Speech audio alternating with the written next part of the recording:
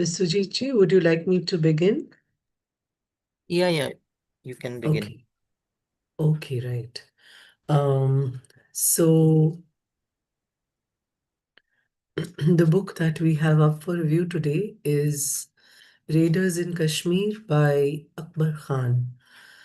And I'll start by sharing the presentation because everything that I have to say I have put in there.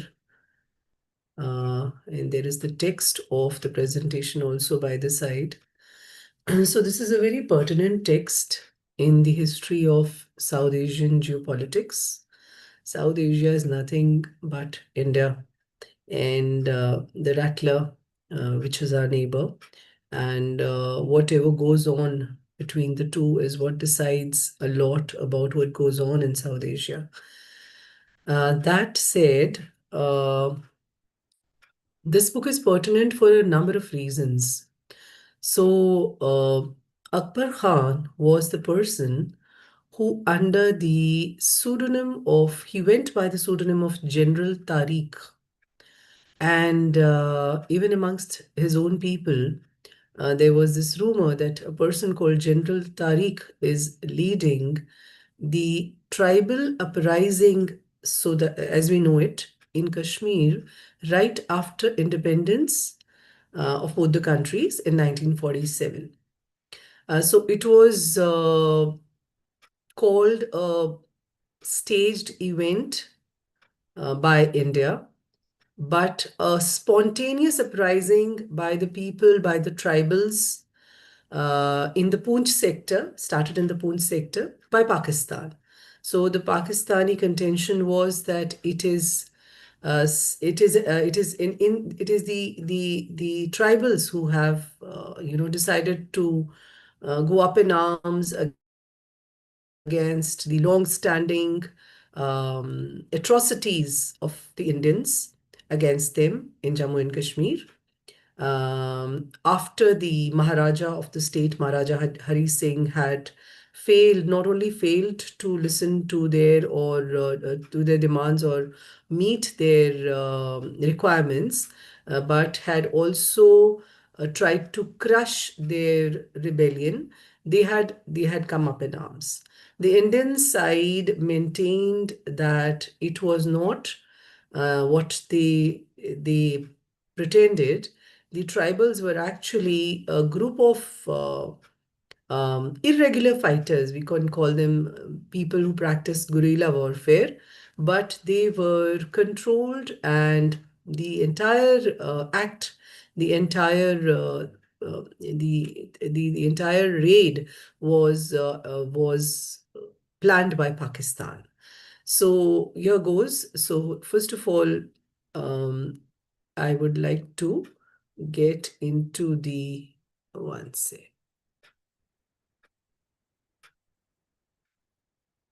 Yeah. So this way you can read it better. So I'd like to get into the history of what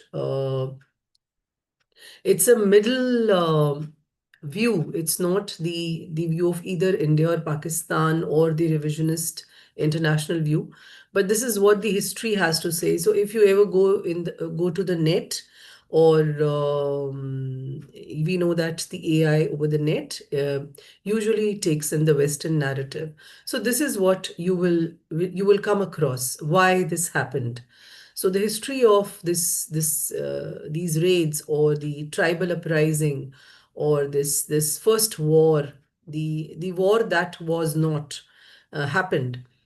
So it said that the autocratic rule by the Maharaja of Jammu and Kashmir, Hari Singh, um, caused popular unrest, which led to political polarization. The subjects rose up in arms against him. Political polarization here also refers to the Accession Act, the State Accession Act, where the Maharaja chose to abstain or not react for a very long time. And that also caused a political unrest. So when India got independent, all the princely kingdoms were given the option of either accessing to the Indian government, or the Pakistani side. However, the Maharaja abstained for a variety of reasons. The main being that he was a Hindu king in a Muslim majority state, where the state subjects, even at that time, were 60% of them to 77%. Now, this is again contended, but either way, they were in the majority. And he knew if he went either way, it would spell doom for him. So there was this indecision that we come to next.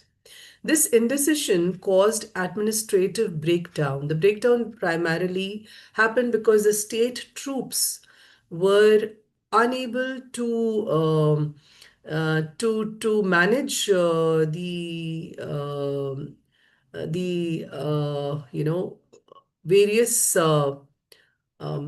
what can we say, various break breakdowns of public or peace or protest by the public. They were unable to manage that. This led to communal violence, especially in Jammu. And as a reaction to that, and also Poonch, and also Mirzapur. So Mirpur, sorry, not Mirzapur, Mirpur. So external intervention um, happened on both sides. So Pakistan says that because India stepped in, so we stepped in. And therefore, it could have escalated into an international war. However, because the Pakistani side was not able to, could have no longer kept it under wraps, and they had to go back. The international war was somehow, it did not take place. However, India did internationalize the issue by taking it to the UN. So this is the main, if you ever go into the historiography part of it, as to why there were these raids and why did the tribals, um, you know, come in and try to whip up violence against the Indian state, the autocratic Indian state. If you ever want to look it up, this is the story. This is the narrative that will be given to you. So we will get into that later, but why raiders in Kashmir matters in the Kashmir debate. So Akbar Khan, who was he?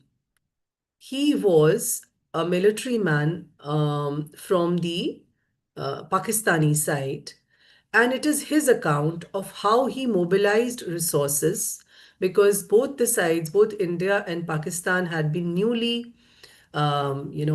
liberated from colonial rule, and they were short on resources. So India still had the Governor General Lord Mountbatten, Lord Mountbatten, sorry, who was handling the military affairs. So Pakistan was very short on resources, and he claims that even a lot of resources that were to be given to Pakistan had still not been released from the warehouses or wherever it had to come from, the ammunition from the Indian side. So it is an insider. It's a military man from their own side. And the second thing is, he was not a propagandist. He was a planner. He was the one who was planning all the operations, how to provide arms to these so-called tribals, and how to carry out covert operations and sync them with the tribals by the army. So he was somebody who was inside or leading the entire operations. So he was there in all the action. And after Pakistan's official narrative saying that, oh, India is committing a lot of atrocities, the Maharaja Hari Singh has been unable to rise to the occasion and look into the popular demands of the people of the state. The people have risen up. So after that account had been solidified, his book came in, and therefore you can say it is not a memoir entirely, it is not a confession, it is somewhat a post facto justification. Why it is not a memoir is because it was written decades after the aggression happened. And memory doesn't serve you well after a while.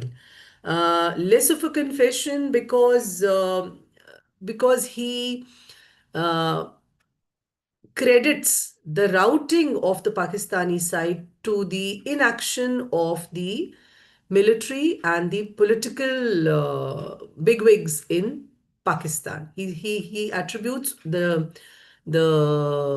defeat actually of the Pakistani side to the political heads and the army military heads of that time. So that is the easiest way, So he doesn't want to be made a scapegoat, and you can see that. But it breaks the silence surrounding Pakistan's early covert doctrine in Kashmir. So actually, this lay the seeds of how plausibility, denial, plausible undeniability warfare as a strategy was adopted by Pakistan, and then it was perfected. So we'll do something. So we will go to your side saying kabaddi, kabaddi, kabaddi. Then we will take down a couple of your people, and then come back and say, sorry, we were not even playing the game. So this is the stand that Pakistan fine toned, and this is what it became very good at. So why is it not taken as the final truth? Because it was after all the memoir of one person, and however it tells us about the intent and the mindset of the country as a whole. So they want to participate but do not want to let it be known in the international arena. And then because it also outlines their long-term intent, so you see that how it's going to shape their policy in the future also, and how it suits them. So this is why this book is very important. What I've done is, um, I have taken excerpts from the book, and whatever I've critiqued, I have put in those inserts to validate whatever I say. So, the core historical debate basically around this skirmish or series of skirmishes arising from October 29, it says, in 1947 to the next year. It was a series of skirmishes. So, was it an attempt at invasion? Was it an attempt by Pakistan when it was frustrated at not being given, Kashmir? Um, was it an attempt at invasion, or was it a genuine uprising? So, at the heart of the 1947 dispute lies a fundamental agreement. The Indian position says that these events constituted a Pakistan sponsored invasion using tribal fighters as a facade. Accession to India was legal and defensive, and we have a lot of scholars who have picked up this work, Akbar Khan's work, as corroborative evidence. So they think these historians, S.R. Bakshi, R.C. Majumdar, Srinath Raghavan, and all the rest, who have always cited Pakistan's nefarious intentions, they have always picked up this book as something to beat uh, the Pakistani denial with. So they have always been in denial, and you have this as evidence from an insider. So let me tell you that for a very long time, this book was banned in Pakistan. I'm not aware if the ban has been lifted now, but it was banned in Pakistan. And a lot of things happened after this book was written, and with the person Akbar Khan also. So these are excerpts from the book, which the first controversy, whether it was an invasion, whether or it was an uprisal. So what I'll do is, one sec, yeah. So here the text from the book says, at the beginning of September 1947, I was asked by Mia Iftikharuddin. So we see that 15th August is when we get free, and just 1 month later, there are murmurs of creating unrest in the neighboring country. To prepare a plan to take over Kashmir with this inadequate data, I wrote out a plan. So, what is inadequate data? Inadequate data is we do not know how many troops we have, we do not know how much of ammunition we have. I mean, this is on the Pakistani side. What could be made available? So there is no idea whether the government is not going to be officially involved. The military is not going to be officially involved, but unofficially everybody is going to be involved. So there was a lot of confusion when this idea was the germ of this idea was being born in Pakistan. However, he was asked to write out a plan, and he did write one.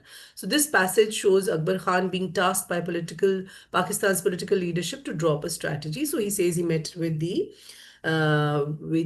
prime minister, the then prime minister, and the chief of army, and this is how the plan. He was asked. So the germ of the idea was born, and the plan was written down.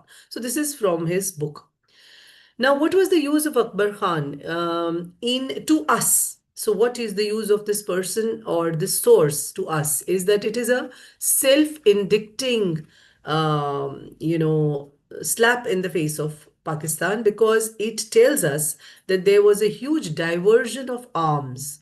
So, arms, for example, which were meant to be thrown away. So, arms that were not functioning properly, that had been in a state of disrepair after World War II, or arms that were substandard, or arms that were not yet accountable for some reason, they were to be diverted to these tribals. Then there was involvement. He himself was a Pakistani military officer, and then he was also part of it. So he is part of this entire facade. Deliberate concealment from British commanders. The British were not supposed to have any idea of this, and because if they did, then somebody could stand up for India, which they did not want. So this was the use of. So we will discuss the three narratives: the Pakistani side, the Indian side, and the international narrative. So the Pakistani narrative, as I said before, is it was a spontaneous tribal response to atrocities in Poonch and Jammu. So Pakistan's role was reactive, informal, or humanitarian. And it says that it stepped in only when the even the tribals were being there were atrocities being carried out on the tribals who tried to carry out an uprising. So therefore he says the Pakistani side says that India had coerced accession of the state of Jammu and Kashmir to itself. There was no reason for India to take over the state. That is what their stand was. And the problem that he poses here is the problem that is posed by this book here is his admission of planning, logistics, and command control undermines the spontaneity claim, which is why the book was ignored for decades, published late, and rarely cited by their side. So this is the problem, because Pakistani official narrative has always been denying.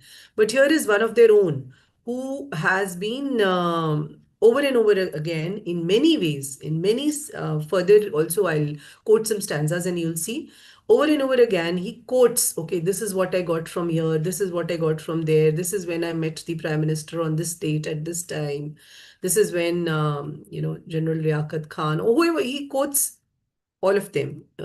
And so this is self-indictment, this is damning evidence against their official narrative. But this is what the official narrative is. So how do this is by this side, this is an interanum that I have taken. How do their own historians deal with Akbar Khan? So for some of them, it is selective acceptance. Some say, oh, yes, there was a limited planning, but we were only on the defensive because we were scared that after Poonch, there's the border, and then Indian forces might come and attack us. They are a big country, and they don't mention that they are always insecure themselves, and they feel that we were not trying to be aggressive, we were just trying to be defensive. So they will not tell you how the tribals themselves, who are claimed to be up in arms against the Raja. What atrocities did the tribals themselves inflict on the people of Jammu and Kashmir? So, despite the fact that over 60%, so 60 to 77% of the population was Muslim, but please understand that they were not sympathetic to the cause of Pakistan. And whoever these so-called tribals met on their way who was not sympathetic to the cause or to this uprising or whatever they want to label it, what were the atrocities committed by the tribals on these people, the people of Jammu and Kashmir themselves? So that is never mentioned. So what they will keep on emphasizing was the firing that was carried out on the protesters in Jammu by the Maharaja of Jammu and Kashmir, Hari Singh, and how there was discontent in Poonch and okay, so there are a lot of claims against the Maharaja Hari Singh of not being administratively up to the mark. However, if we look at the situation at that time from a neutral eye, even if we leave this book out of the context for a moment, so the Maharaja was desperately trying to, he had launched a lot of administrative reforms. One of them, for example, was that there would be compulsory primary education for both genders in Jammu and Kashmir. So everybody would need to send their children to school up to the age of 10 or 12, whatever time it takes them to complete their primary education. Now, that was met by a lot of resistance because they did not want to send one gender to the schools. Then he had banned child marriages. So, of course, that did not go down well with one community. So there were a lot of things that he did, which the population of that time resisted a lot. Also, but where we fault him in history is for not taking the not swallowing the bitter pill. So they say in management that if you are if you're in a mess, if you find yourself in a mess and you don't know what to do first, so the term that they use is eat the frog. So whatever is most bothering you, take up that project and finish it off first. So he refused to eat the frog, so to say. So he did not reply or he did not act upon the accession request that was forwarded to him by the governments of both sides. And he had solid reasons for doing so. So when the state troops that he had could not deal with the situation, he appealed to the Indian forces. And of course, the Indian forces were allotted to him by General Mountbatten himself. So that is how the story goes. However, again, as we'll see here, so the Pakistanis contend that there was a complete administrative collapse in the princely state. So Akbar Khan is read as describing support to an already existing revolt. So what they are saying is not that we stirred up a new thing. We just contributed to something that was already brewing in the pot. But they forget to mention that they stirred. The first stir was given by them, and then the fire was stoked by them. And finally, when the pot overturned, to their dismay, they did not know how to deal with it. However, that comes later. So the second way in which their own historians, the Pakistani historians, while some of them say, okay, we did participate. Some of them say, oh, this guy was a jerk. So another strategy is to frame Akbar Khan as a maverick officer. He was acting ahead of political consensus. So they say that he did not wait for the government to put its act together and, so he was motivated on his own. And for that, he was also jailed for a very long time. And um, Suhrawardi, who later became the Prime Minister of Pakistan, defended him and got him acquitted. So there were charges pressed against him that he was the one. So they made him the scapegoat later. Whereas he tells us initially and how motivated he was and how the political leaders, he was always in contact with them. So this view that, oh, we don't know him, he was some jerk. So what does that allow historians to say? It tells us that mistakes were made, but this was not official policy. Pakistan was not into it. We were drawn into the conflict that was actually India's internal matter. The third is moral equivalence. They say that, oh, we had to do this. So what Akbar Khan did was totally justifiable because India had something that they had not, and that was a good air force. General Mountbatten was with us, and the Indian military quickly consolidated their side. So they say that if the Indian army did all that, we had full right, because the people of Kashmir were with us. So they say that please don't focus on Pakistan alone. This is what the Indian side wanted, and they took the issue to the UN.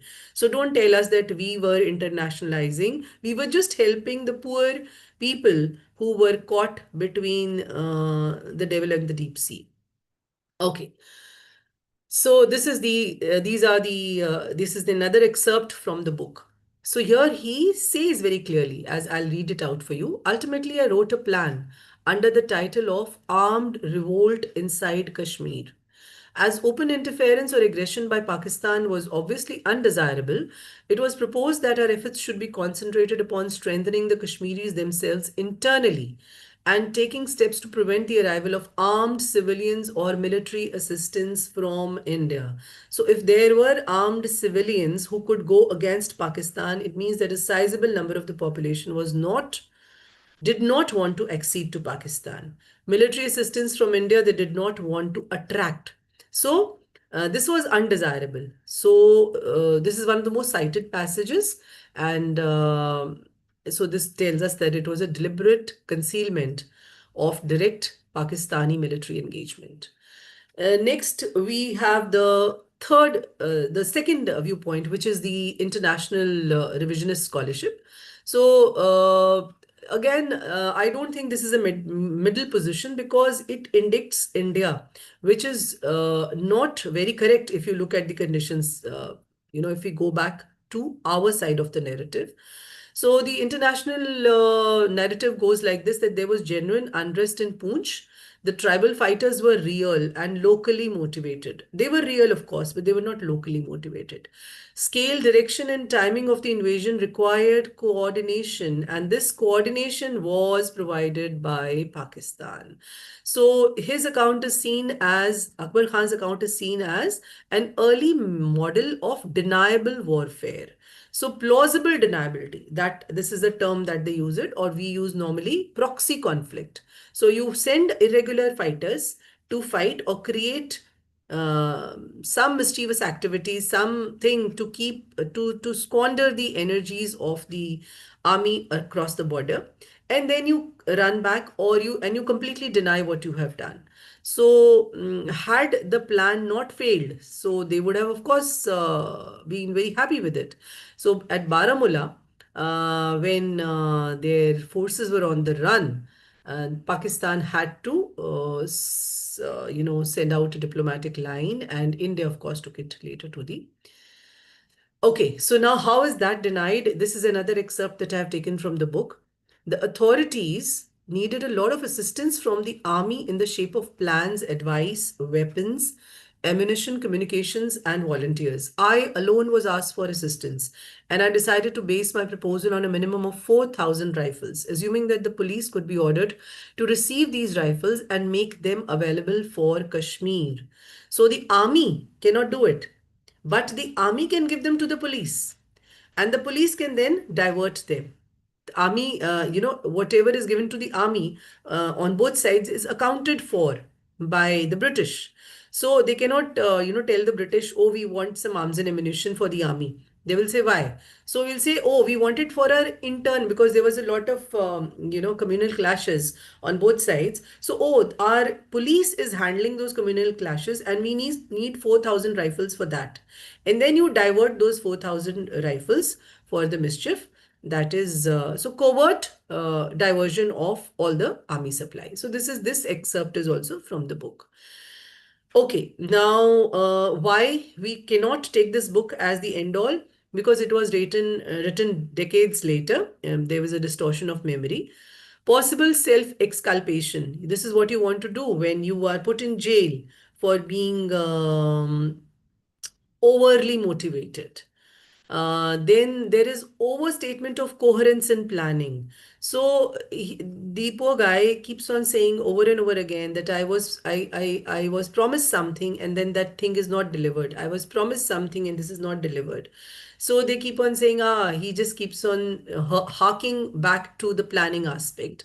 So it's, an entire country's army, if it is backing him, you cannot fault the army on that. So don't come crying to us later and saying that Pakistan did not support me, or the bigwigs, political people, or the military did not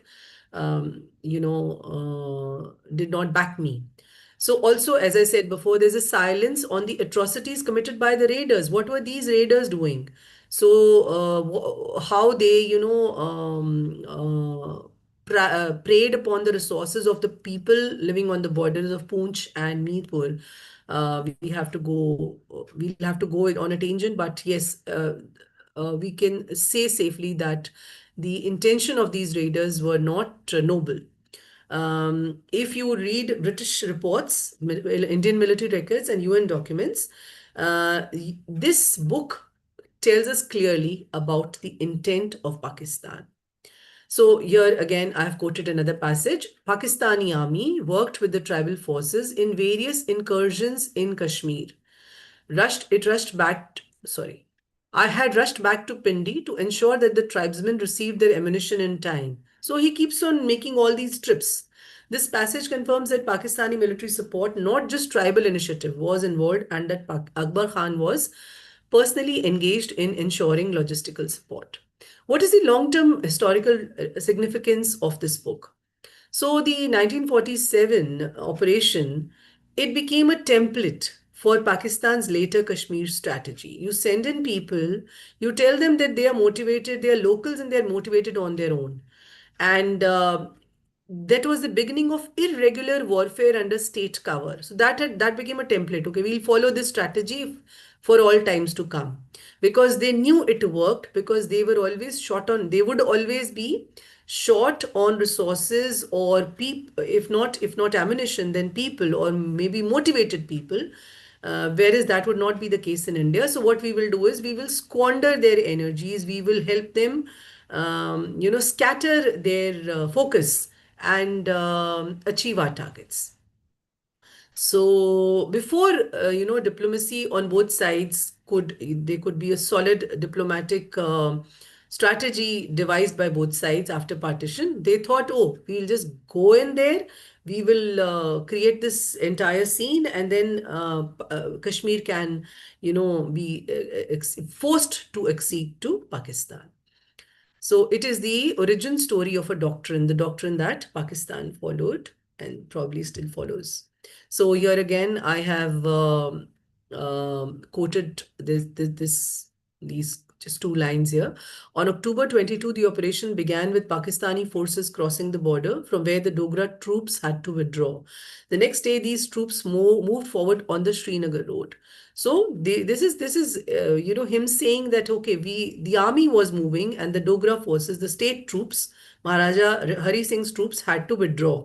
And because they had no choice, this means that because the state troops had no choice, they could not counter the Pakistani army, which was very, it was a planned attack.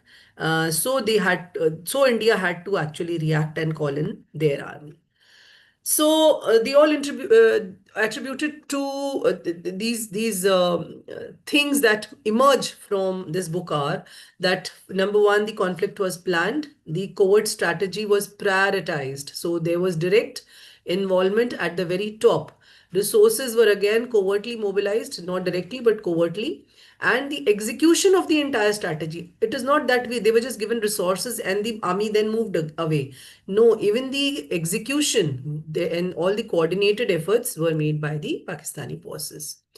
So, what happens in South Asian geopolitics because of this book? Because this book is the one that not only reveals some truth about 1947, but also tells us how states, explain after they lose a war or deflect and normalize covert action in South Asia. So, this is it. And I am ready. We are 50 minutes into our, almost 50 minutes into our this thing, and I'm ready to take any questions that you might have about the book. So it's an interesting book, and there are a lot of editorial errors. You can expect that, but it's a good read, and it really gives you a very clear view about um, Pakistan and its role in carrying out covert operations in Jammu and Kashmir, and how that set a template for later experiments that Pakistan carried out. Thank you.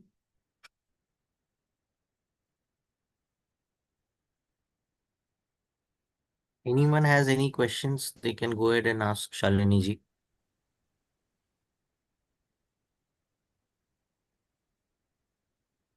Hanji Rohit ji, please go ahead. Yeah, so it's not directly related to this book. Thank you for the excellent commentary on the book, very enlightening. But bringing it forward, the issue itself, to the present time, all the mistakes and that India has made and are they still being made in a different size, shape, and form, and the abrogation of 370 and events and decisions taken after that, including even conducting the election. Of course, one could debate either way through clever arguments, but is there? I'm moving away from the topic of this discussion, but since it's still related to Jammu and Kashmir, um, I I prefer not to say Kashmir alone. It's Jammu and Kashmir, because when you say Jammu, you are including the suffering of the Kashmiri Pandits. So don't want to mislead people by just saying Kashmir, because Kashmir is not just Kashmir. The issues are also in Jammu. So, so any thoughts, any insight into how we are handling it now? Okay, I'm not an expert in army affairs. I've just critiqued this book, but my understanding of the present situation, because okay, I live in India, and I have friends. My our next door neighbors, incidentally, happen to be Dogris from Jammu. And if you look at first person accounts, so for a very long time, historiography was written by historians sitting in their ivory towers, and now only very recently they have started including first person historical recounting by the people who are involved in these conflicts. So if you look at that, um, what happens when you want to entangle a situation so much that sorry, when you want to tangle a situation, you want it to be entangled so much that you cannot unspool it. What happens then is that a lot of you know there are from the both sides, there'll be people who will have their own contentions. But if you look at it from the historical perspective, so the first Muslim dynasty was established in Kashmir in 1339. I read up a lot about that. However, it resisted, how quickly, wherever the Muslim invasions happened, how quickly the demographics changed. However, it took them nearly 4 centuries to change the demographics. So what I mean by saying that is that it was primarily Kashmir was a learning center for the Hindus and the Buddhists. So Jammu was always Hindu dominated. The Kashmir Valley was Muslim dominated. Ladakh was Buddhist dominated, or at least that is what it comes across. But wherever there was Muslim domination, so it was a ratio of 60 to 40, right? It was not as if, there were just 2% Hindus and 98% Muslims, even in the valley. So when claims and counterclaims happen of victimization, we have to see where it started. So if it took them 4 centuries to change the demographics then, we can only imagine the amount of atrocities, because these were not peaceful conversions. Okay, so after these conversions happened, we have the 1845 first document saying that, sorry, that Muslims are now in a majority in Kashmir. And from there on, whenever anything was done to set that right, there were shouts of victimization. And this is what has been happening over and over again in all parts of the world. So if you look at it from in perspective, I'm not saying take up India's claim or take up Pakistan's claim. That is the way to go about if you want to, put everything in a chaotic mess. So first of all, change the demographics. So what happened in 1991 was also towards that end. I lived through the Punjab of the 80s, where the same attempt was made by Pakistan. They were the people fighting under the title of Khalistanis were all Indians. However, there was covert support. So, the idea is first to change the demographics, and then they know that demographical change itself will push the issues forward. The issues of victimization, the issues of atrocities by the state, and then, of course, spread it to the academia so that they have a voice in the literate Western world. So this has always happened, but if an issue which is this bad has to be sorted out, we know that there have to be very hard measures taken. So I have a good circle of friends, the academicians, who were very, very, angry and unhappy about the 6 month social media ban in Kashmir when after the abrogation of the Article 370. But we have to realize this is what the state has to do. So, whenever there is a hernia and surgery is carried out, so when you have to sort out things, there will be blood, but uh, situation has to be put right. And you cannot do much except trust the government that you voted for to set it right. So, in some measure, the government, although of course you cannot say that what has been done is 100% correct, we cannot condone that. There have been atrocities because that will happen. This happened in the case of Punjab also. What was attributed to KPS Gill and the atrocities he committed on. But then how will you find out? If a person who's wearing a turban and he's put a shawl on himself and riding a scooter, how would you know from a distance that that is not a terrorist carrying a gun? You will have to stop him. You will have to question him. And in the process, I remember these very famous lines from an interview I saw. I saw myself on the TV, where KPS Gill was questioned about the atrocities in Punjab when things were righted here, and we pulled back Punjab from the skin of our teeth. And very short, we were very near to being part of Khalistan. So he says, see, he told the interviewer when asked about the atrocities, he says, see, you are a writer. And when you're writing, it's a very brazen response, but that is his response, and that is what I can quote. So he says, "You are a writer, and you write, and you're writing questions down for interviewing me. You are a writer. So supposing you commit a mistake, what will happen? You will skip a word. You will, not write a letter completely. Then you have to cancel it and then start writing again. So you are a writer, and your tool is the pen. I am a policeman, and my tool is the gun. So please trust me when I say that I want Punjab back in the best interests of India. I'm working in the best interests of India. And that, I think, answered all the questions about atrocities. So when such something that is so badly in a such a you just cannot if you sit down and want to sit down and just listen to the claims on both sides, the debate can be endless. But if you look at it in perspective, and if you look at it in ground reality and what is happening there, and if you have accounts like Akbar Khan's, which add to the legitimization or the validation of your account, then you have to carry out action, and it will take time.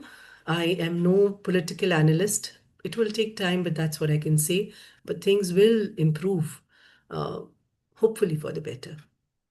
Thank you. I hope I answer your question, Rohitji. Yeah, thank you. Just one additional comment. You spoke about demographic change. In my opinion, we as Indians or Hindus, or including even the current government, has failed to realize how deadly weapon it could be. And we have, even after abrogation of 370, we have not used the same tactic to change the demography in Jammu, which to me is regretful, but that's us. Yeah. So it takes time. When you want to do things in a civilized manner, Rohitji, it takes time. When you want to consult all the parties concerned, it takes time. So and always peaceful solutions do take time. So as I said, the first step has been taken. For everything, for the dust to settle down, it will take time. And if we have strong governments and a strong diplomacy, as we have now, people know very clearly that India is taking very good care of its foreign interests, of its own interests, and the people who are voicing our interests are very firm and being backed by the people at the top. If it if it goes on in this manner, and we don't have to be apologetic about what we did, then it might take lesser time, but it will still, because in the Kashmiri Pandits' wounds have still not been addressed. They were the what would you say? It was the fount of knowledge. Kashmir was the fount of knowledge for the entire India, not only for the Hindus but also for the Buddhists. There was a lot of learning that was erased, that has been erased, and probably we might never get it back again. So it will take time. Yes, you're right there. Thank you. Yeah, thank you. So we have a question from the chat. Sairamji, is it advisable to maintain status quo to issue further escalation on acrimony? That is for the governments to decide, Sairamji. We cannot say that, yes, we need to do that. Strong measures will have to be taken, because we know that political and civil unrest in India um, serves more people, more parties, more sides than we are aware of.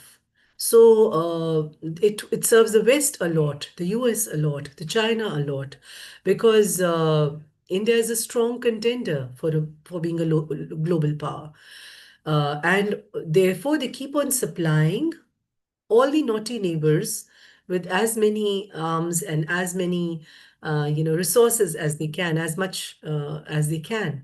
So yeah, this will keep on happening, but India has to be India has to be greater than that. So on the diplomatic front, once you are labeled um, as being just a mischievous country with no development to your credit, nothing to your credit, then global opinion also changes, and slowly it is changing in favor of India. So let us wait and watch. You and I are citizens, and that's what we do. But books like these are important to read and understand, and if nothing, just keep ourselves informed and abreast of the intentions of our neighbor, and not try to be apologetic about the stand that the Indian government has to take or will have to take from time to time. If you know what really are, the nefarious intentions of our neighbors, if you're aware of that, then you will never be apologetic. So that is why these books are important. I hope I answer your question, Sairamji. Thank you.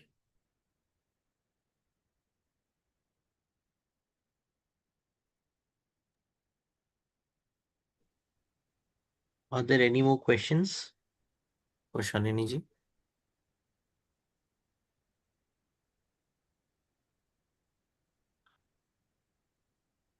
Okay, so that was a great session as usual, Shalini ji.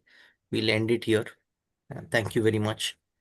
Thank Have a you. great night You too. and hope Thank to you. see Bye-bye. you again. Yeah, thank you. Bye.